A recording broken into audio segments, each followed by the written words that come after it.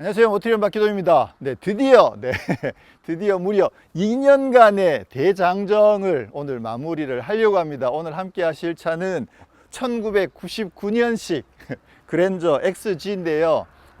제가 이 영상을 시작한 게 보니까 2020년 6월이더라고요. 그러니까 2020년 6월에 조기에 앉아서 이 그랜저 XG를 소개한 영상을 처음 제가 올렸었는데 무려 2년이 지났습니다. 2년 동안 이 차에 뭐 여러 가지 변화들이 있었긴 합니다. 그래서 오늘 그 부분들을 최종적으로 종합해서 정리를 해가지고 과연 이런 흔히 말하는 썩차, 이런 썩차를 가지고 자동차 라이프를 즐기는 게 할만한가? 그 부분을 한번 일단 뭐 이게 아주 비싼 차는 아니니까 돈이 많이 든 건 아닌데 그래도 나름 고충들도 있었고 하니까 그 부분들을 최종적으로 한번 정리를 해볼 계획이고요. 그 전에 몇 가지 이 차에 적용된 장치들 뭐 재미있는 것들 몇 가지 먼저 잠깐 소개를 드리도록 하겠습니다. 자, 첫 번째는 지난번에 영상으로도 한번 소개를 해 드렸습니다만 하이오라고 하는 그 수소 발생 장치를 여기에 장착을 했었거든요. 그래서 지난번 영상에서는 이 차에 그 수소 발생 장치를 장착하기 이전에 측정했던 연비가 있었어요. 그게 8.3km였거든요. 리터당. 그랬는데 이 수소 발생 장치를 장착하고 1700km 정도를 주행을 했더니만 연비가 9.28로 올라갔어요. 그래서 연비가 한 11.8% 정도 상승했다라는 거를 지난번 영상에서 말씀을 드렸거든요. 그 이후에 많은 분들이 여기에 대한 뭐 댓글들을 꽤 많이 달아주셨는데 사실 뭐 약간 사기 아니냐, 연비가 저렇게 올라가는 게 그건 다 사기야 뭐 이런 말씀도 하셨고, 또 이제 터보나 그런 것들과 비교해 가지고 좀 아쉬운 점 이야기하신 분도 계셨고, 또 지적하셨던 것이 이게 이제 ECU랑 연동이 돼서 엑셀을 밟는 정도에 따라서 투입되는 수소의 양이 좀 더 이게 변화가 되면 그러면 좀 더 효과적이지 않을까, 이런 말씀도 하셨던 분들도 계셔서 전체적으로 보면 이 시스템에 대한 이해는 어느 정도 하시고 납득을 하신 것 같다는 생각이 들거든요. 저도 처음에 설명을 딱 듣는 순간 이건 말이 된다. 수소와 산소가 엔진 속에 들어가는 거기 때문에. 근데 이제 저도 궁금했던 게 과연 그 양을 얼마를 넣는 것이 적합한 것인가에 대한 연구가 필요하겠다라고 생각했는데, 지금 이 업체가 이 그 수소 발생 장치를 자동차에 적용한 이유가 사실은 이게 파워를 높이는 게 이유가 아니에요. 첫 번째는 이제 연비를 좋게 하는 건데 그 점에서는 확실히 효과가 있다고 보거든요. 근데 지금 그랜저 같은 경우는 생각보다 연비 효과가 그렇게 좋지 않았는데 이번에 이제 좀 더 좋아졌습니다. 그거 좀 이따 설명드리기로 하고, 그런 반면에 디젤차 같은 경우나 화물차 같은 경우에는 연비 개선 효과가 굉장히 좋다고 하거든요. 그 부분은 다음에 기회가 되면 한번 취재를 한번 해보도록 하겠습니다. 그 다음에 연비 좋아지는 거 말고 그 다음에는 뭐냐면 배기가 굉장히 깨끗해져요. 이게 완전 연소에 가까워지면서 그 매연으로 나오는 그런 부분들이 굉장히 깨끗해져 가지고 배기가스 자체가 굉장히 깨끗해진다고 하거든요. 그러면 환경에 굉장히 도움이 많이 되는 거죠. 그리고 부수적으로 완전 연소를 통해서 실제로 엔진 속에 그 원래 이제 그 찌들어 있던 그런 때들도 굉장히 많이 빠져나온다고 해요. 그래서 제가 요거는 기회 되면 이거 어떻게 해야 되지? 차를 팔아야 되는데 지금 어떤 생각이 들면 엔진을 한번 분해를 해 가지고 지금 이 차의 엔진이 어떤 상태인가 그 부분도 한번 확인해 볼 수 있으면, 그건 장담은 못 하겠지만 그러면 아마 좀 더 엔진이 얼마나 깨끗해졌는지도 알 수 있겠죠. 그래서 완전 연소를 통해서 배기도 깨끗해지고 실제로 엔진도 굉장히 더 깨끗해진다, 그런 것들이 이제 이것을 장착하는 목적이거든요. 그러다 보니까 고회전 영역에 가면 수소를 더 많이 집어넣어 준다, 이런 게 큰 의미가 없어요. 어차피 연비를 좋게 하는 거기 때문에 일상적인 주행 환경 그 속에서 적당한 그 수소의 양만 찾아 가지고 넣으면 된다는 게 사실 뭐 제가 봤을 때는 어느 정도 맞다고 보거든요. 자, 그리고 이번에 연비가 더 좋아졌다고 말씀드리는 게, 자 보시죠. 지금 장치가 바뀌었습니다. 디자인 훨씬 깔끔해졌죠. 지난번에는 뭔가 좀 어설펐는데 그거는 약간 이제 테스트 버전이었고 요게 이제 양산 버전이라고 합니다. 그렇게 해가지고 지금 신형으로 제가 새롭게 장착을 했는데, 그러면서 일단 뭐 패키징 자체가 훨씬 더 좋아져서 그 브라켓 같은 걸 통해서 이게 고정이 지금 딱 되어 있거든요. 그러다 보니까 지난번에 산길 주행할 때 막 굴러다니는 그런 영상이 나가가지고 조금 신경이 쓰였었는데, 그 이후에 신형으로 브라켓이 장착되어 있는, 그래서 신형으로 지금 장착을 해 놨고요. 자, 그리고 이게 이제 개선된 부분이 뭐가 있느냐 하면, 그 흡기 라인 쪽으로 발생한 수소와 산소를 집어넣어 주거든요. 근데 예전에는 그냥 노즐이 그냥 일반 평범한 노즐이어 가지고 그대로 그냥 쑥 나오는 거거든요. 근데 그게 이 흡기 라인 쪽에 이게 아주 그 효과적으로 장착되어 있는 게 아니고 그냥 이게 꽂아 놓다 보니까 이게 들어가면서 흡입의 혼합 효율이 좀 떨어졌었나 봐요. 그래가지고 개선을 한 게 그 노즐 끝부분에서 수소와 산소가 이렇게 퍼지면서 들어갈 수 있도록 그 노즐 끝부분을 개선을 해가지고, 그러다 보니까 이제 혼합이 훨씬 더 잘 되면서 연비 개선 효과가 좀 더 좋아졌다라고 이야기를 하더라고요. 그런데 그 부분도 있지만 지난번에도 말씀드렸듯이 이게 주행을 좀 더 많이 하면 그러면 이게 엔진 자체가 더 깨끗해지면서 연비가 훨씬 더 좋아진다라고 했던 부분들도 있거든요. 그래서 그 새로 장착을 하고 나서 다시 제가 테스트를 해봤습니다. 그래서 주행을 1846.9km를 주행했을 때 총 4번을 주유를 했거든요. 그동안 한 40km, 40리터, 50리터 정도씩 주유를 해가지고 4번을 주유해서 190.385리터를 주유를 했고, 그렇게 해보니까 연비가 리터당 9.7이 나왔어요. 와, 확실히 개선이 됐죠. 지난번에는 9.28이었는데 이번에 신형으로 장착하고 연비가 9.7로 올라갔거든요. 그래서 고속도로 주행을 좀 더 많이 했을 때는 약간 연비가 거의 10까지도 넘어가는 것 같더라고요. 근데 이제 시내 주행하고 막 복합으로 해가지고 지금 9.7이 나와가지고, 그러면 최초의 이 차가 이 수소를 장착하기 전에 연비가 8.3이었으니까 그럼 9.7로 됐으면 연비가 몇 프로가 개선이 된 거냐? 무려 연비가 16.8%나 연비가 더 상승을 했습니다. 이 정도면 굉장히 획기적이죠. 근데 제가 봤을 때는 시간이 좀 더 지나면 거의 한 20%까지도 연비가 늘어나는 상황이 되지 않을까 좀 기대를 하는데, 일단은 테스트는 여기까지만 하기로 하고, 그래서 저 수소 발생 장치를 통해서 발생된 수소와 산소를 엔진에 집어 넣어 가지고 폭발력도 커지고 완전 연소에 가까워지고, 그렇게 되면서 연비가 무려 16.8%, 약 17% 가까이 연비가 개선되는 효과를 얻었더라. 저는 나름 괜찮다고 생각을 합니다. 저 가격도 물어보신 분도 계셨는데 아직 확정된 가격은 아니고 일단 정부에서 보조금을 받으려고 지금 계획을 하고 있다고 그러거든요. 그래서 보조금을 받았을 때 100만 원대에서 장착할 수 있도록 그렇게 지금 준비를 하고 있다고 합니다. 자, 그러면 이제 물이 들어가서 그게 에너지가 된다는 건데, 아니 물이 무슨 에너지야? 물로 가는 자동차 그거 완전 사기잖아. 네. 물 자체는 물을 그냥 그대로 쓰면 그거를 에너지로 쓸 수는 없어요. 물을 그냥 쓰면 에너지가 안 되지만 물을 전기 분해하면 수소가 되죠. 수소는 에너지죠. 이거는 가연성이기 때문에 수소를 태우게 되면 그러면 분명히 에너지가 발생하는 거거든요. 그러니까 그 작은 에너지를 집어넣어 가지고 기존의 그 구동계의 연비를 더 좋게 약간 향상시키는 거니까 이거는 사기가 아니고요. 과학적으로 제가 생각해도 충분히 이해가 되는 부분이거든요. 그렇게 이해를 해주시면 되겠습니다.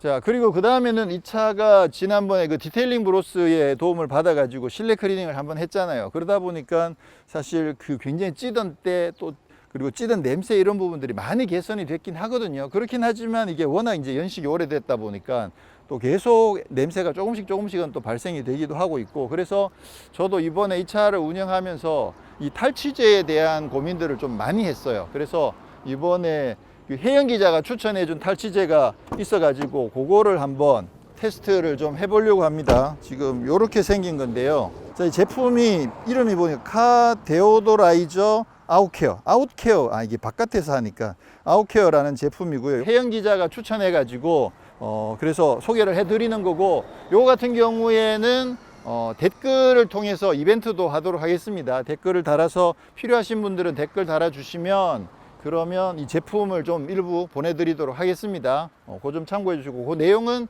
설명란에 넣어두도록 하겠습니다. 요거는 에어컨 공기가 흡입되는 차 외부에다가 이렇게 팩을 올려 넣는 거라고 하거든요. 그래서 이렇게 이런 것들이 들어 있군요. 아, 요거구나. 요거를 여기다 올려 놓는다는 거죠. 이렇게 네. 이렇게 올려놓고 양쪽에, 그죠? 그리고 한 20분 정도 에어컨을 가동하는 건 아니고 히터를 켜가지고 순환을 시킨다고 하거든요. 그렇게 하면 이제 이 공기가 에어컨 그 시스템들을 통해서 실내로 들어가 가지고 그렇게 해서 공기를 깨끗하게 해준다고 하니까 요거 테스트를 한번 해보도록 하겠습니다. 자, 이게 포장을 제거한 후 차량 유리 앞에 저 한 팩씩 올려주고 시동을 켜고 외기 상태에서 송풍을 최대로 조절하고 20분 동안 작동을 하세요. 이렇게 되어 있거든요. 네. 유리창은 열어두세요. 이게 실내 공기를 아니면 실내 탈취를 하는 게 아니라 에어컨 시스템을 탈취하는 거기 때문에 창문을 열어놓고 다른 설명에서는 히터를 켜라고 되어 있었거든요. 그러면 에어컨을 끄고 창문을 다 열고 벌써 바람 냄새가 들어오네요. 온도도 한 28도 정도로 올려놓고 바람을 최대로 이렇게 해놓고 한 20분 동안 켜놓으라고 그랬으니까 오늘 완전 쇼핑몰 된 것 같은데 자, 이런 제품도 있는데요. 이것도 광고도 아니고 협찬받은 것도 아니고 이거는 박혜영 기자 협찬, 혜영 기자의 추천 제품인데 요거 같은 경우에는 이렇게 캔으로 되어 있거든요. 그래서 지금 이거를 어떻게 요걸 꼭지를 이렇게 딱 누르면 안에서 기체가 이렇게 쫙 뿜어져 나와요. 요것도 한번 테스트를 해보도록 하겠습니다. 자, 그러면 이거는 이제 내부 순환으로 해야 되기 때문에 창문을 다 닫고 이거는 공간을 확보를 해야 되기 때문에 여기 정도다 둬야 되거든요. 그래서 이 워크인 디바이스가 있는 그랜저 XG라니 여기 공간을 좀 최대한 확보를 하고 그럼 이걸 딱 누르면 가스가 나오거든요. 그렇게 해서 하도록 하겠습니다. 하나, 둘, 에이.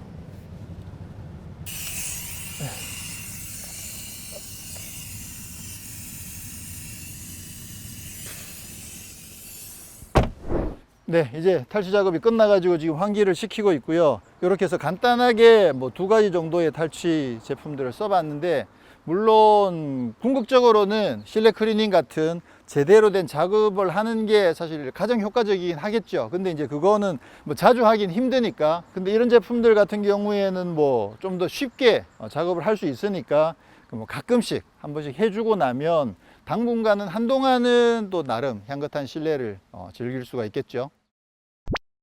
자, 2년 만에 다시 돌아왔습니다. 이 자리로. 와, 생각보다 2년이 금방 가는군요. 그 2년 동안 엄청난 일들도 사실 많았죠. 코로나를 제대로 다 겪었구나. 자, 이 차는 1999년식이거든요. 그러니까 벌써 23살, 24살 한국 나이로 그 정도 되죠. 제가 구입한 거는 확인을 해보니까 2018년 3월에 구입을 했더라고요. 그러니까 소유는 한 4년 동안 제가 운영을 한 거죠. 그리고 영상에서 소개해 드린 게 한 2년 정도 되고요. 지금 처음에 구입을 했을 때 9만 킬로대에서 총 주행 거리가 9만 킬로대에서 시작을 했는데 지금 현재 10만 1000 킬로 정도 됐거든요. 원래 용도 자체가 뭐 주행을 많이 하려고 구입을 한 차는 아니었기 때문에. 자, 그리고 지난 2년 동안 정말 많은 것들을 했습니다. 차가 처음에는 키로수가 워낙 적었기 때문에 차에 부식도 별로 없었고 시트라든가 내장 이런 부분들이 굉장히 잘 깔끔하게 유지되어 있었던 반면에 차가 관리가 안 된 부분들이 많아 가지고 그런 부분들을 하나씩 손을 봤는데요. 그것 자체가 사실 목적이었죠. 이렇게 오래된 차를 만약에 소장하기 위해서 구입을 하면 어떤 작업들을 하고 그런 것들이 과연 어떤 효과가 나올까, 그게 궁금해서 저도 시작을 해본 거였는데, 일단 뭐 타이어 교체하고 브레이크도 새로 디스크 연마를 하고 패드 이런 거 갈고, 또 엔진 쪽에는 뭐 엔진 마운트도 교체하고 앞바퀴 좌우 축 그 부분들도 처음에 이쪽 거 교체했다가 나중에 이쪽 거까지도 교체하고, 그다음에 엔진 안에 뭐 오일류들은 뭐 당연히 다 교체를 하고 배선이라든가 플러그라든가 뭐 그런 여러 가지들, 그리고 안쪽에 그 암도 일부 개선을 했거든요. 처음에 이렇게 삐걱삐걱 하는 부분들이 있어서 그런 부분들도 개선하고 부식류들도 개선하고 실내 클리닝도 하고, 그래서 나름 굉장히 지금은 이제는 뭐 거의 다 손을 봤다라고 생각될 만큼 상태가 굉장히 많이 좋아졌습니다. 그래서 아침에 오는데도 차가 굉장히 매끄럽게 잘 가더라고요. 그런데다가 앞서 소개해드렸던 그 수소가 장착이 되면서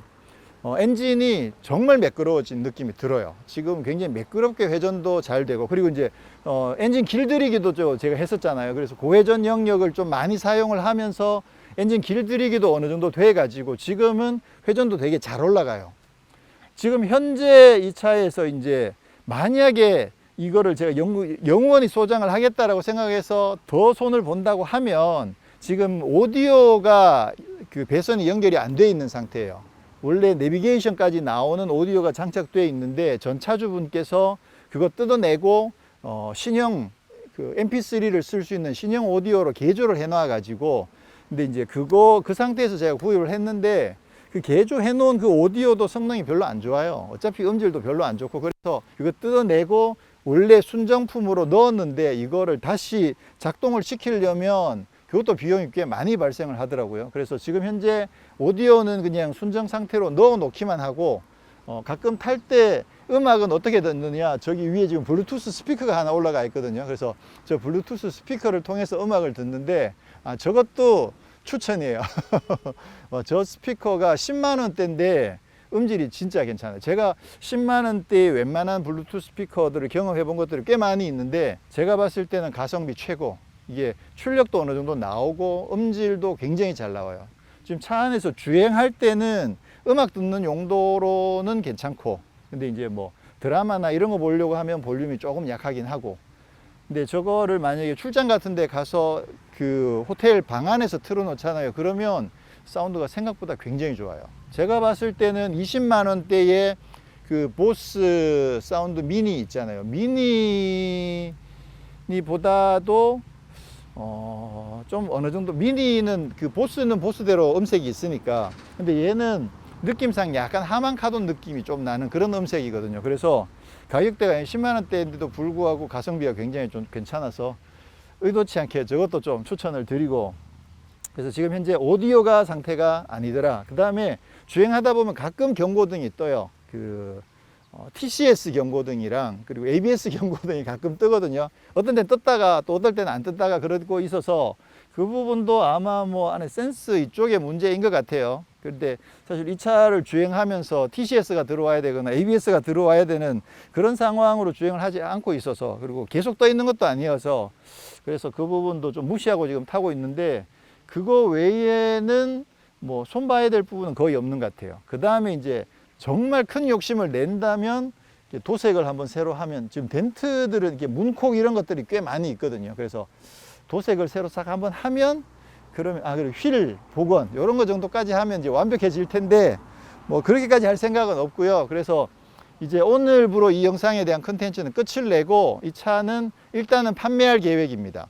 최근 이제 볼보가 데일리카로 정말 괜찮은 볼보를 매입을 했기 때문에 이 차는 거의 더 이상 진짜 안 탈 것 같거든요. 그래서 일단은 판매를 할 계획인데, 이 차는 그 중고차 딜러에서 매입도 안 해요. 워낙 연식도 오래되고 했기 때문에 차 자체가 상태가 엄청 좋아요 라고 강조를 해봐야 이거를 구입을 해서 판매할 딜러들이 별로 없어요. 그래서 매입을 거의 안 하는 상황이고, 그러면 결국 이제 엔카라든가 이런 데 가서 뭐 직거래로 판매를 해야 되는 상황이고, 헤이 딜러도 제가 한번 들어가 봤거든요. 번호판만 찍으면 시세 조회가 된다 그래가지고 번호판 찍었는데 얘는 나오지도 않아. 이거는 그 시세 조회가 되지도 않기도 하고, 등록을 하려면 뭐 제가 막 자료들을 다 찾아가지고 등록을 해야 되더라고요. 그래서 헤이딜러도 포기. 그래서 지금은 뭐 엔카나 뭐 이런 것들을 통해서 좀 한번 팔아볼 생각이고요. 혹시나 저희 구독자분 중에 만약에 이 차에 관심이 있어서, 이미 뭐 관리는 돼 있는 건 영상으로 보셨기 때문에 관심이 있어서 구입을 하시겠다고 생각하시는 분이 계시면 제가 설명란에다가 제 전화번호로 남겨 놓을 테니까 뭐 문자 정도 한번 줘 보세요. 근데 이제 오늘 아침에 사실 좀 마음이 또 왔다 갔다 하고 있어요. 팔려고 작정을 했거든요. 근데 아침에 또 오면서 와 보니까 팔긴 좀 아깝다는 생각도 또 좀 들곤 있어요. 그래서 이거를 어차피 소장을 하려면 세금도 내야 되고 보험료도 나가야 되고 그런 부분들이 있잖아요. 주행을 많이 안 하니까 뭐 수리비나 기름값은 뭐 앞으로 크게 많이 들진 않겠지만, 근데 어쨌거나 유지 비용이 들고 있어서 이거를 만약에 주행을 거의 하지 않는 상태로 장기 소장을 하려면 어떤 방법이 있을까? 그 부분도 좀 한번 연구를 해봐서 뭐 적당한 분이 나타나면 판매를 하고요. 그렇지 않으면 사실 좀 워낙 저는 마음에 드는 차여 가지고 좀 판매하기가 좀 아쉽긴 하거든요. 좀 고민을 한번 해보도록 하겠습니다. 어쨌거나 오늘로 이 XG에 대한 영상은 컨텐츠는 마무리하고요. 2년 동안 굉장히 재미있었습니다. 그동안 생각보다 손 봐야 될 것들이 정말 많구나. 그리고 이거는 손을 봐도 참 쉽게 해결이 안 되는구나. 그런 부분들을 확인한 게 있어 가지고 향후에 이제 이거 말고 궁극이라고 할 수 있는 뭐 공랭식 포르쉐라든가 좀 올드 페라리라든가 만약 그런 차들을 다시 도전을 해 본다고 하면 구입할 때 조금 더 신중하게 그렇게 해서 구입을 해서 시간을 오래 두고 그 차는 정말 오랜 시간을 두고 조금씩 손봐가면 굉장히 재밌지 않을까. 그런 부분들은 확실히 이번에 경험을 한 것 같아요. 굉장히 좋은 경험이었다고 생각을 합니다. 자, 그럼 저는 오늘 여기서 이 그랜저 XG에 대한 컨텐츠는 마무리를 하고요. 다음에 기회가 되면 또 좀 더 재밌는 도전을 한번 할 수 있을까요? 한번 해보도록 하겠습니다. 고맙습니다. 그동안 그랜저 XG 많이 관심 가져주시고 사랑해 주셔서 정말 감사했습니다.